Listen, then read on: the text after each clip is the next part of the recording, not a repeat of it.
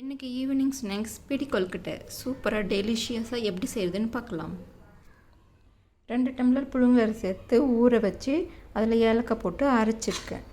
இந்த மாதிரி நல்லா நைஸாக அரைச்சி எடுத்துக்கணும். அதுக்கப்புறமா கடாயில் போட்டுட்டு நல்லா கிண்டணும்.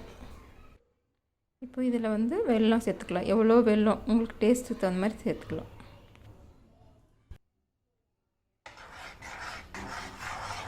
இப்படி கிண்டிகிட்டே இருந்தோம்னா நல்லா வெந்து கெட்டியான பதத்துக்கு வந்துடும். உங்களுக்கு கொஞ்ச நேரம் பொறுத்து காமிக்கிறேன்.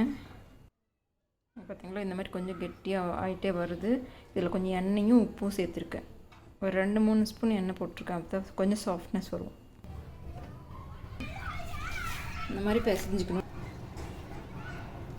இந்த மாதிரி குட்டி குட்டியாக வச்சுக்கோங்க.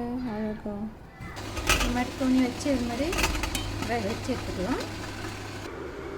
சூப்பராக வெந்துடுச்சு. இப்போ சாப்பிட்டு பார்க்கலாம்.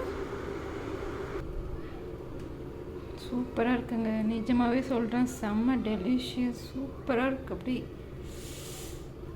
வாவ், கையில் தொடும்போதே சூப்பராக இருக்குது. சூப்பரான டெலிஷியஸான பிடி கொழுக்கட்டையும் பிளாக் காஃபியும் ஈவினிங் ஸ்நாக்ஸ் சாப்பிட்லாம் வாங்க. பாய்.